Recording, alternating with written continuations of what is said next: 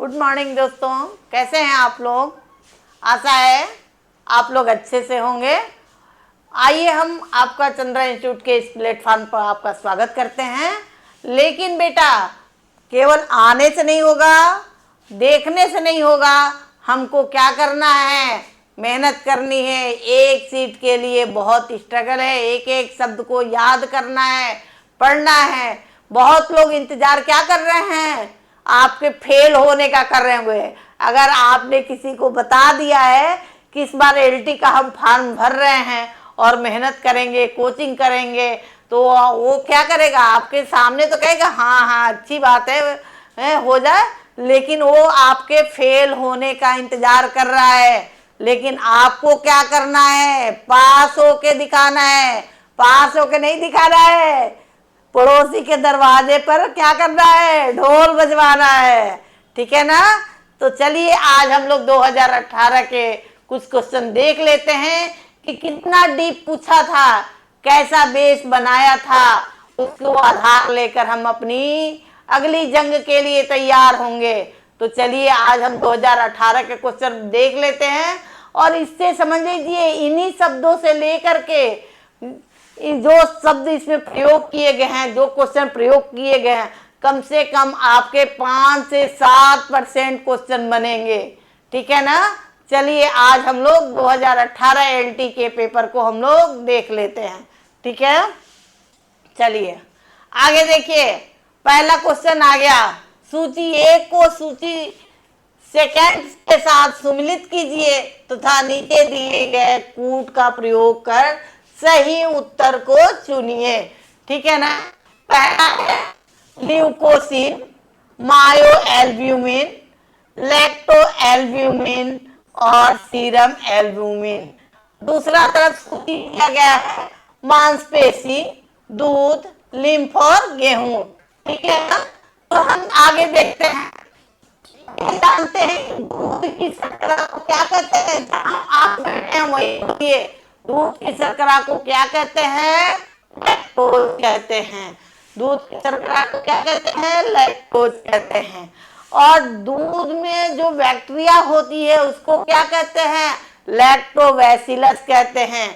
यानी कि दूध, जैसे ही हम जान जाएंगे कि दूध शब्द है और लैक्टोज है, एक दूसरे को क्या करेंगे, मैच कर देंगे। तो देखिए लैक्टो एल्ब्यूमिन को हम किससे मैच कर दिए, दूध से कर दिए। अगला है मायो एल्ब्यूमिन, यानी कि जहां पर भी मायो शब्द आएगा उसको हम क्या करेंगे, मांसपेशी से क्या करेंगे, मैच कर देंगे। ठीक है ना। ल्यूकोसिन, ल्यूकोसिन आपको याद करना होगा। ल्यूकोसिन कहाँ पाया जाता है, गेहूं में पाया जाता है। ल्यूकोसिन कहाँ पाया जाएगा, गेहूं में पाया जाएगा। और सीरम एल्ब्यूमिन जो होता है लिम्फ में होता है, और लिम्फ का दूसरा नाम क्या होता है, लसिका होता है। लिम्फ को हम क्या कहते हैं, लसिका भी कहते हैं, लसिका। ठीक है ना। लिम्फ को हम क्या कहते हैं, लसिका कहते हैं। ठीक, तो हम देख लेते हैं कि कौन सा ऑप्शन सही होता है। सी का हमारा दूसरा, देखिए सी का दूसरा, देखिए एक ही है, सी में दूसरा एक ही है, ये हमारा ऑप्शन सही हो गया। कितना आसान है, देखो सब लोग जानते हैं लैक्टो एल्ब्यूमिन को, जहां भी लैक्टो शब्द आएगा दूध से मैच कर देंगे। और जो है सी का दूसरा ऑप्शन देखिए एक ही दिया गया है, वो आपका सही हो गया। अगला भी देख लीजिए, एल्ब्यूमिन जो है, एल्ब्यूमिन कहाँ पाया जाता है, मांसपेशी में। बी का पहला हो गया। ल्यूकोसिन जो है, ल्यूकोसिन किसमें है, गेहूं में हो गया, ए का चौथा हो गया। सीरम एल्ब्यूमिन किसमें पाया जाता है, लिम्फ में पाया जाता है। डी का किसमें हो गया, तीसरे का हो गया। ठीक है ना। ये देख लीजिए, आगे देखते हैं। टाइलिन की प्रक्रिया के द्वारा, टाइलिन की क्रिया के द्वारा कार्बोहाइड्रेट की पाचन क्रिया की प्रक्रिया का सही क्रम दीजिए। किसकी प्रक्रिया हो रही है, टाइलिन की हो रही है। किस पे हो रही है, कार्बोहाइड्रेट पे हो रही है। क्यों हो रही है, पाचन करने के लिए होती है। ठीक है ना। तो इसको इन भाषण की प्रक्रियाओं को क्या करना है, क्रम में लगाना है। तो देखिए पहला ऑप्शन है इराथ्रोडेक्स्ट्रिन, आइसोमाल्टोस, बॉइल्ड स्टार्च, एक्रोडेक्स्ट्रिन और पांचवा है सोलूबल स्टार्च। ठीक है ना। तो हमको क्या करना है, इनको क्रम में लगाना है। सबसे पहले हम देख लेते हैं ऑप्शन, तो देख लिए। तो सबसे पहले हम लोग ये जानते हैं कि जब किसी चीज को बॉयल किया जाता है तो वह क्या हो जाता है, पचने में आसान हो जाता है। तो सबसे पहले हम क्या रख देंगे, बॉइल्ड स्टार्च को 1 नंबर दे देंगे। ठीक है ना, बॉइल्ड स्टार्च को 1 नंबर दे देंगे। तो तीसरा जो है सबसे पहले आ जाएगा। तो हमारा ऑप्शन देखिए तीसरा जो है सबसे पहले है। तो इस तरह से हमारा आंसर क्या हुआ, मिल गया। लेकिन आग इससे काम नहीं चलेगा, आगे भी हमको देख रहा है। ठीक है ना। सोलूबल स्टार्च, तो देखिए ये सोलूबल माने घुलने वाला स्टार्च, तो इसको 5वें नंबर पर रख देंगे। और इराथ्रोडेक्स्ट्रिन जो होता है पहले नंबर पर हो जाएगा। एक्रोडेक्स्ट्रिन जो होता है 4थे नंबर पर हो जाएगा। और आइसोमाल्टोस को जो है ये जो है सबसे लास्ट में रख देंगे। आगे देखते हैं, अगला देखिए बहुत ही सुंदर क्वेश्चन है। निम्न पर विचार कीजिए, सही उत्तर चुनिए। ठीक है ना। ये आपके दिए गए हैं 2 तथ्य।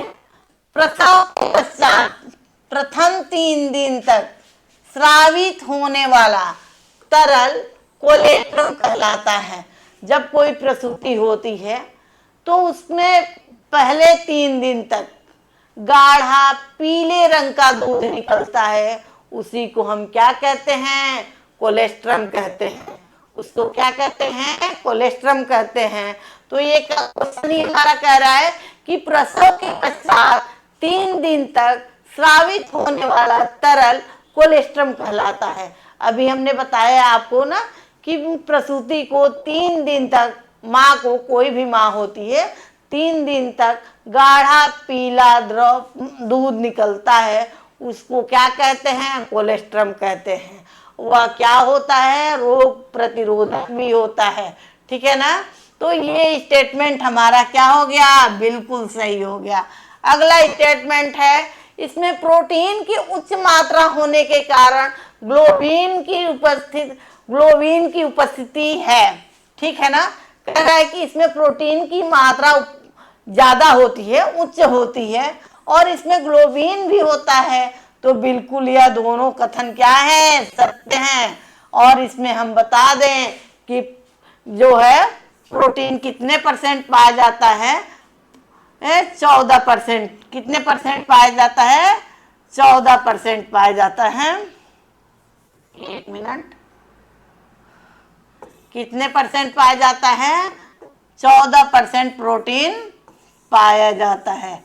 किसमें 14% प्रोटीन पाया जाता है भाई, कोलेस्ट्रम में पाया जाता है। कोलेस्ट्रम क्या है, प्रसूति को जो 3 दिन तक जो पहला गाढ़ा दूध पीला निकलता है उसी को क्या कहते हैं, कोलेस्ट्रम कहते हैं। उच्च रोग प्रतिरोधक होता है। ठीक है ना। अगला क्वेश्चन देखते हैं, खेल की पुनरावृत्ति के सिद्धांत के प्रवर्तक कौन थे। भाई ये पूछ रहा है कि खेल के पुनरावृत्ति के, जैसे इन्होंने बताया है कि बच्चा जो पहले से खेली जाती है उन्हीं का, जैसे बहुत लोगों ने सिद्धांत दिया है खेल के, तो सबने अपने अपने विचार प्रकट किए हैं। तो इस क्वेश्चन में पूछ रहा है कि खेल के पुनरावृत्ति के सिद्धांत कौन है।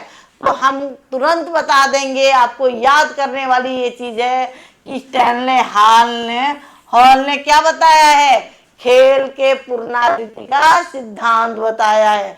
ठीक है ना। तो बहुत सारी चीजें हम पढ़ते हैं, अभी तो स्टार्टिंग है तो मान लीजिए आपको याद रहेगा, लेकिन जब बहुत सारी चीजें आप पढ़ लेंगे, 5 अपना मेन पेपर पढ़ लेंगे और सारी चीजें स्टैटिक्स और भी सारी जो है प्राथमिक उपचार, जो भी क्वेश्चन आपके हैं या जो भी सिलेबस है, तो बहुत सारी चीजें आती हैं। तो फिर हम क्या करने, भूलने लगते हैं किसमें का कौन है क्या है। तो हमको ट्रिक से याद करना पड़ेगा। ठीक है ना। कि जैसे वो शब्द आए तो तुरंत हम उस ट्रिक से पकड़ लें। तो सबसे पहले हम ये बता दें कि खेल के पुनरावृत्ति के सिद्धांत किसने, जैसे मान लीजिए छोटी जगह है, कंजेस्टेड जगह है, तो उसमें अपने बच्चे को हम नहीं छोड़ते हैं ना कि छोटी जगह है, कुछ चोट लग जाएगी या बच्चा ही तोड़ फोड़ कर देगा। तो कहाँ खेलने के लिए छोड़ेंगे भाई? हॉल में छोड़ेंगे, बड़ी जगह रहेगी। तो हमको याद करना है कि खेल के पुनरावृत्ति का सिद्धांत किसने दिया है? स्टैनले हॉल ने दिया है। ठीक है ना? आपको मेरी ये क्लास अच्छी लग रही होगी तो कमेंट करिएगा, और हमसे हमारी ऑनलाइन और ऑफलाइन चंद्रा इंस्टीट्यूट के इस प्लेटफॉर्म पे जो गोमती नगर में कठौता में स्थित है, हमसे इस प्लेटफॉर्म के माध्यम से हमसे कांटेक्ट करिएगा और हमसे जुड़ने का प्रयास करिएगा। और मेरे ये क्वेश्चन आए हुए जो आपको सॉल्व करा रहे हैं कैसे लगे आप कमेंट में ज़रूर बताइएगा। आगे हम लोग देखते हैं। में लिखिए, पहला है ड्राइंग आउट, दूसरा है कॉम्बिंग, तीसरा है रोविंग, स्पिनिंग और कार्डिंग। ठीक है ना? तो सबसे पहले हम जानते हैं कि कॉम्बिंग की प्रक्रिया की जाती है। कॉम्बिंग मतलब कंघी करना।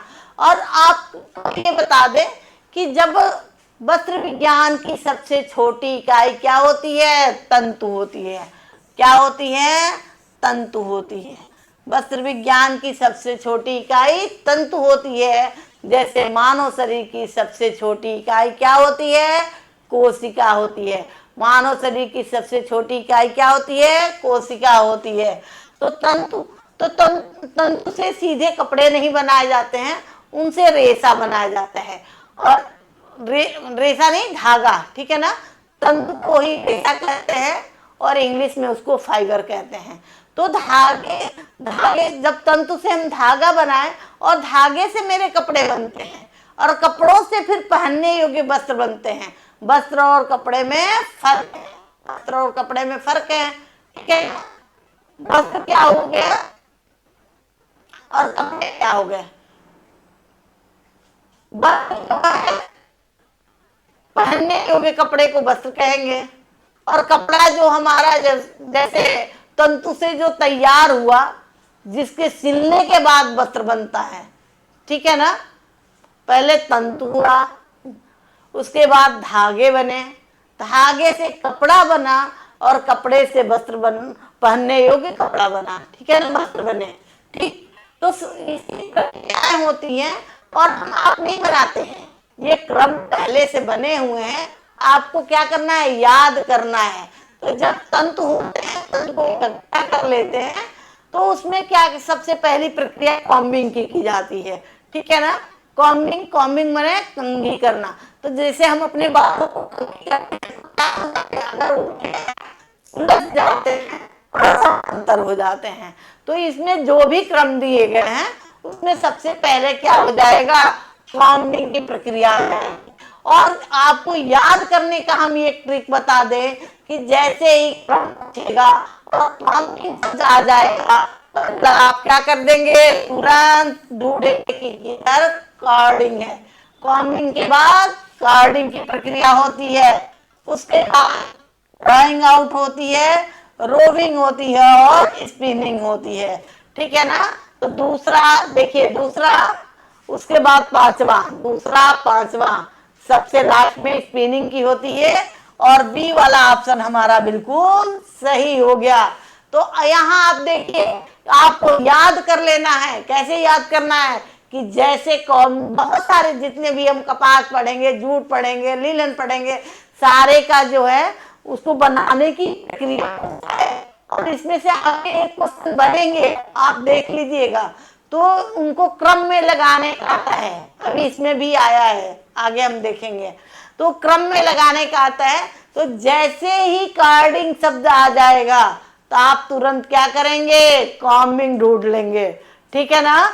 उसके बाद क्या हो गया? ड्राइंग आउट हो गया, उसके बाद रोविंग हो गई, और सबसे लास्ट में क्या हो जाती है? स्पिनिंग हो जाती है। ठीक है ना? अगला क्वेश्चन देखिए, रेशे का वह गुण, किसका भाई? रेशे का वह गुण जिसमें रेशों को दबाने के पश्चात देने पर वह अपना पूर्व आयतन प्राप्त कर लेता है, उसको क्या कहते हैं? पहला ऑप्शन दिया है लचीलापन, दूसरा है प्रत्यास्थता, अगला है प्रतिस्कंदता, अगला है तनाव सामर्थ्य। ठीक है ना? तो तनाव हम नीचे से ही शुरू कर लेते हैं। भाई तनाव सामर्थ्य क्या होता है? जैसे कोई धागा होता है और मान लीजिए उससे कपड़ा बना है और थोड़ा सा भी दबाव पड़े टूट जाए तो क्या वो वस्त्र पहनने लायक है? दूसरी बात, वस्त्र बनने की तो पहले बात की बात है। भाई तनाव सहने की क्षमता होगी तभी तो वस्त्र बनेंगे, तभी तो हमारे धागे बनेंगे। भाई उसमें खिंचाव आता है, उसको ताना जाता है, ताना बाना होता है, वस्त्र बुनते हैं। तो वस्त्र बनाने में उन्हीं रेशों का बनाया जाता है धागा जिसमें तनाव सहने की क्षमता होती है। ठीक है ना? तो तनाव समझ में आ गई होगी कि ये प्राथमिक विशेषता होती है तंतु की, जिसमें तनाव को सहने की क्षमता होती है, उसे ही तनाव सामर्थ्य कहते हैं। प्रतिस्कंदता, प्रत्यास्थता और लचीलापन।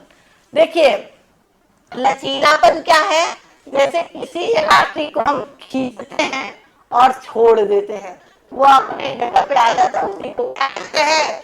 लचीलापन कहते हैं। प्रतिस्कंदता और प्रत्यास्थता, जब हम किसी रेशे को दबा करके और छोड़ देंगे तो वह अपने आयतन को प्राप्त कर लेगा, उसी को हम प्रतिस्कंदता कहते हैं। ठीक है ना? और होती है कि जब छोड़ेंगे उसी को हम अपने जगह पा जाएगा, उसी को क्या कहते हैं? प्रत्यास्थता कहेंगे। मतलब जहाँ आयतन आएगा और नीचे की तरफ, जैसे कंबल है करते हैं ना, ऐसे पूछ नीचे की तरफ करते हैं और अपने जगह पर आयतन को प्राप्त कर लेता है, उसी को क्या कहते हैं? प्रत्यास्थता कहते हैं। और जैसे कोई चीज है उसको खींचते हैं और छोड़ देते हैं और फिर अपनी जगह पे आ जाता है, उसी को प्रत्यास्थता कहते हैं। ये दोनों जो है शब्द जो है आप याद कर लीजिएगा। ठीक है ना? आगे देखते हैं। अपहोष्टि का उपयोग किया जाता है, पूछा है अपहोष्टि का उपयोग कहाँ किया जाता है? पहला फर्नीचर को ढकने में, फर्श बिछावन में, पलंग पर बिछाने में, उक्त सभी। अपहोष्टि का उपयोग कहाँ किया जाता है? आप ये याद रखेंगे कि जहाँ गद्दे नुमा फर्नीचर को ढकने के लिए अपहोष्टि का प्रयोग होता है। ठीक है ना? गद्देदार फर्नीचर को ढकने के लिए अपहोष्टि का प्रयोग किया जाता है। पिछले टीजीटी में ये क्वेश्चन बना था। ठीक है ना?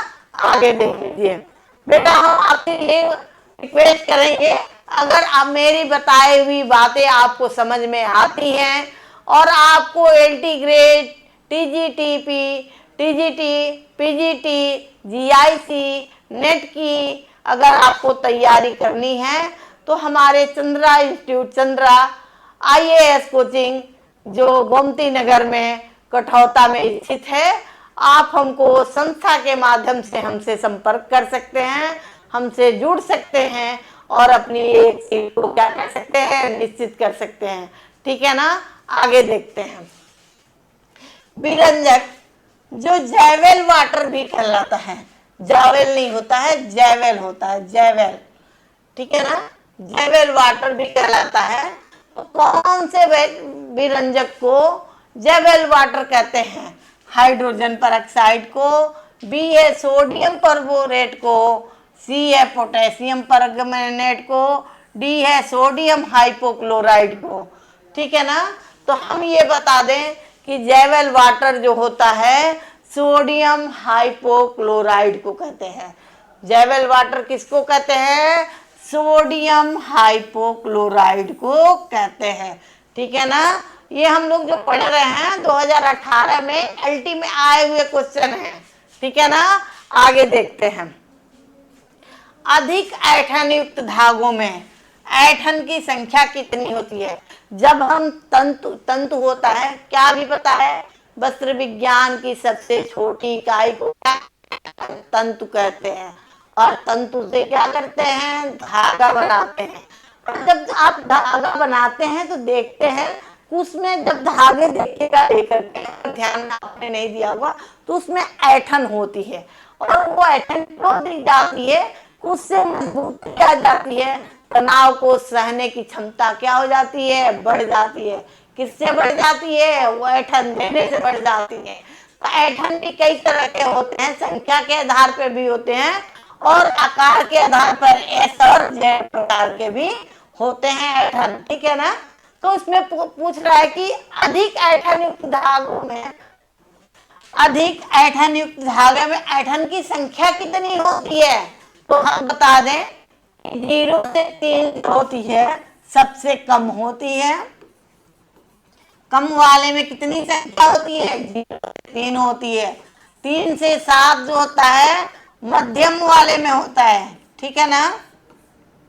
3 से 7 किसमें होता है, वाले में होता है, और अधिक वाले में कितना होता है, 7 से 12 होता है। कितनी ऐठन होती है, 7 से 12 होती है।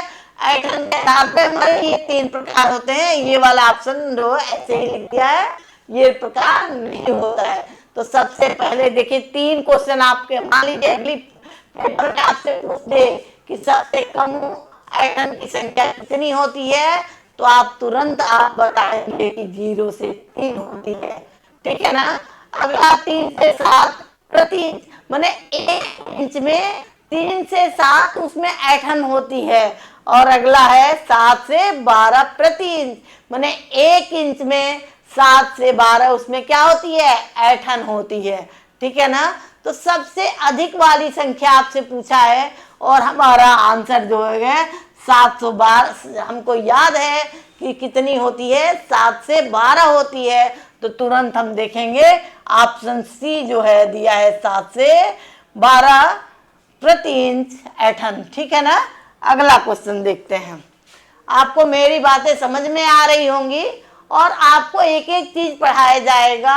आप जो है अगर आपको TGT, PGT, GIC, LT, net offline और ऑनलाइन अगर आपको जुड़ना है, तो चंद्रा इंस्टीट्यूट, चंद्रा आईएएस जो गोमती नगर में स्थित है, और उस संस्था के द्वारा हमसे जो है जुड़ करके अपनी तैयारी को और बेहतर बना सकते हैं, ठीक है। अगला क्वेश्चन देखते हैं। अब देखिए क्वेश्चन है, जेस्टेशनल डायबिटीज क्या होता है। गर्भावस्था में होता है, डायबिटीज की पूर्व अवस्था है, गर्भावस्था के बाद की होती है, उपयुक्त में से कोई नहीं होती है। तो हम जानते हैं कि जेस्टेशनल डायबिटीज होती है, जो क्या होता है, गर्भावस्था यानी कि प्रेगनेंसी में बहुत सारी औरतों को क्या होता है, गर्भावस्था में डायबिटीज हो जाता है, यानी कि पहले से नहीं होता है, प्रेगनेंसी के दौरान हो जाता है। उसी को हम क्या कहते हैं, उसी को जेस्टेशनल डायबिटीज कहते हैं। और हमारा ये आंसर जो है ए सही हो जाता है, क्योंकि हम जानते हैं कि जेस्टेशनल डायबिटीज जो होता है गर्भावस्था में ही होता है। अगला देख लेते हैं। निम्न में से कौन सा यांत्रिक परिसज्जा नहीं है, ये क्या पूछ रहा है, निम्न में से कौन सा यांत्रिक परिसज्जा नहीं है। हम बेटा जानते हैं कि ये परिसज्जाएं 2 तरह की दी जाती हैं, एक यंत्रों से दी जाती है और एक केमिकल के माध्यम से दी जाती हैं। परिसज्जाएं कितने प्रकार से दी जाती हैं, 2 प्रकार से, एक यंत्रों से दी जाती है और केमिकल के माध्यम से दी जाती है। अगला हम देख लेते हैं। पहला ऑप्शन है कैलेंड्रिंग, सैनफोराइजिंग, सैनफो ना, देखिए गलत लिखा ही है, यहाँ देख लीजिए, सैनफोराइजिंग।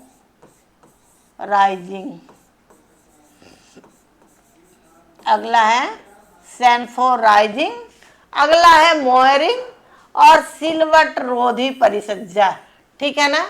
तो कैलेंडरिंग क्या होती है, हम आपको बता दें कि कैलेंडरिंग एक यांत्रिक परिसज्जाएं होती हैं।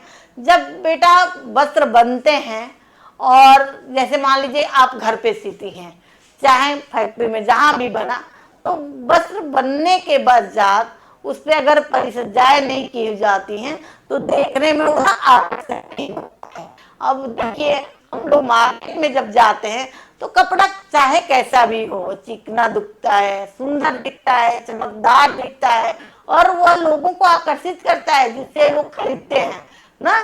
तो जब करघे से उतरता है कपड़ा तो उसपे मिट्टी भी लगी रहती है, तेल लगा रहता है, उसमें लचीलापन होता है, बहुत सारी चीजें होती हैं। तो इन सबको दूर करने के लिए प्रक्रिया की जाती है, उसी को क्या कहते हैं, परिसज्जा कहते हैं। और जब जिस पर वस्त्र बनता है उस यंत्र को क्या कहते हैं, करघा कहते हैं। उस यंत्र को हम क्या कहते हैं, करघा कहते हैं। करघे से उतरने के बाद जो वस्त्र हमारा बनता है उसको वस्त्र को ग्रे गुड्स कहते हैं। ग्रे गुड्स कहते हैं। ग्रे माने कच्चा, गुड्स माने सामान, यानी कि कच्चा सामान। तो कच्चा सामान नहीं लिखा रहता है, आपको ग्रे गुड्स ही याद करना है, ठीक है ना। तो परिसज्जाएं कितनी प्रकार की हो गई, 2 प्रकार की हो गई, यांत्रिक और रासायनिक। तो यांत्रिक कैलेंडरिंग क्या होता है कि जब उसकी लंबाई चौड़ाई माने ठीक नहीं होती है, और जब वस्त्र सिल जाते हैं तो मशीन में फिट कर दी जाती है, ऐसे कीलनुमा लगी रहती है और नीचे से भाप दी जाती है, तो वह एक आकृति में लंबाई चौड़ाई में सीधी हो जाती है। इसी परिसज्जा को कैलेंडरिंग कहते हैं। सेंफोराइजिंग क्या है, यह वस्त्रों को प्रेस करने की एक यांत्रिक परिसज्जा है। और मोहरिंग क्या है, ये भी यांत्रिक परिसज्जाएं हैं। इससे क्या होता है, लहरेदार डिजाइन बनाई जाती है, ऐसा लगता है यंत्रों के माध्यम से ताप और दाब के द्वारा बनाया जाता है, जैसे वस्त्रों पर लहरें उत्पन्न हुई हैं, उसी को हम मोहरिंग कहते हैं। और अगला है सिलवट रोधी परिसज्जा, ठीक है ना। यही हमारी क्या होती है, आंसर हो गया सिलवट रोधी परिसज्जाएं। केमिकल के माध्यम से दी जाती हैं, जिससे वह क्या हो, कपड़ा सिकुड़ेगा नहीं, ठीक है ना। अगला देखिए, उपभोक्ता संरक्षण अधिनियम पारित कब हुआ।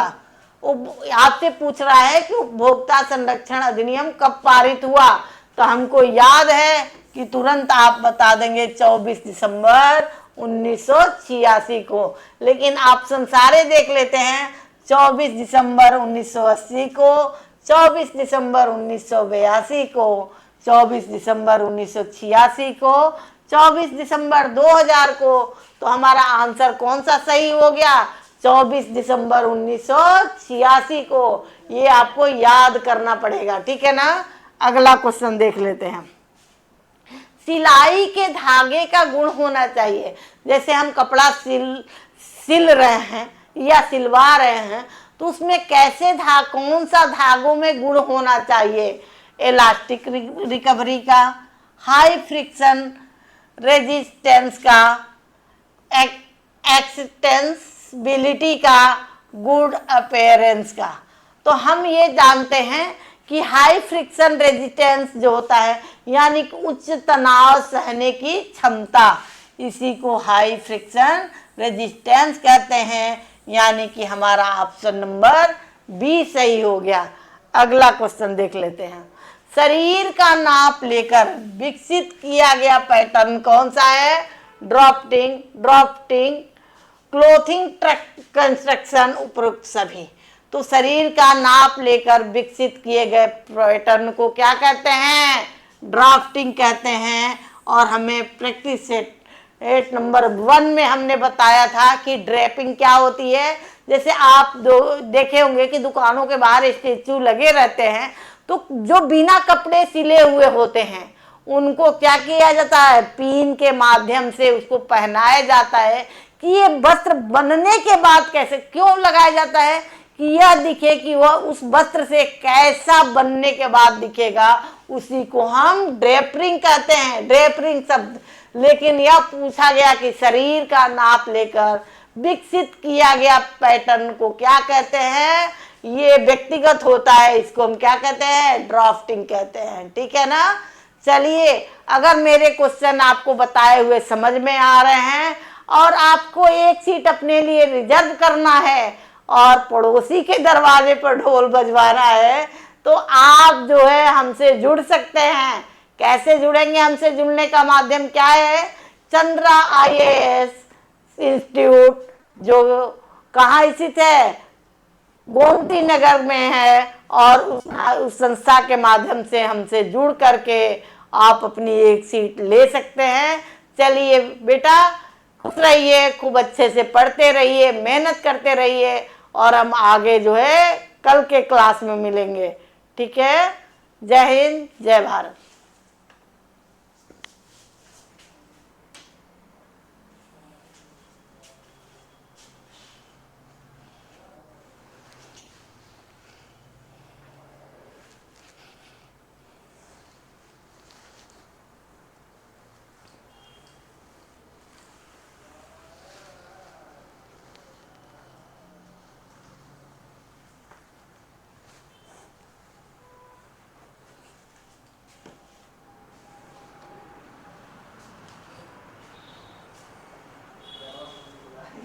विकास,